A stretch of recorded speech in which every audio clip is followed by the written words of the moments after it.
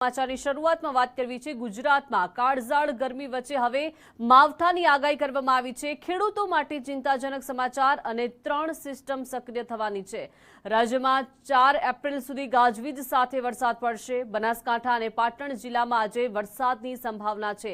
આંધી તોફાન વીજળીના કડાકા સાથે વરસાદ આવશે। પ્રતિ કલાક 40 કિલોમીટરની ઝડપે પવન ફૂંકાઈ શકે છે। દક્ષિણ ગુજરાત અને સૌરાષ્ટ્રમાં વરસાદી માહોલ જોવા મળશે તો આગામી દિવસોમાં તાપમાનમાં 2 થી 3 ડિગ્રીનો ઘટાડો થશે। અમદાવાદમાં ગતરોજ 36.7 ડિગ્રી તાપમાન નોંધાયું। વીજળી પડવાની શક્યતાઓને પગલે તંત્ર દ્વારા સાવચેતી અપાઈ છે।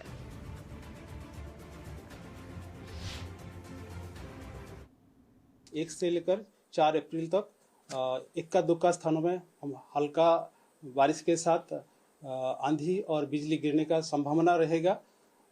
इसमें जो तेज हवा की गति 30 से 40 किलोमीटर प्रति घंटा रहने का भी संभावना रहेगा। 1 तारीख को जो फर्स्ट आज के लिए जो हमारा डिस्ट्रिक्ट दिया गया है कच्छ, द्वारका, बनासकांठा और पाटन के लिए दिया गया है।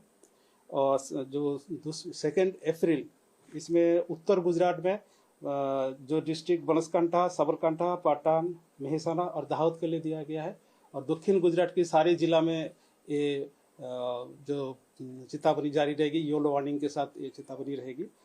और जो सौराष्ट्र कच्छ में डिस्ट्रिक्ट है, कच्छ मेनली हमारा जो कोस्टल जो तटीय वाला डिस्ट्रिक्ट है, कच्छ, द्वारका, पोरबंदर, जूनागढ़, गिर सोमनाथ, अमरेली, भावनगर और दीव के लिए दिया गया है।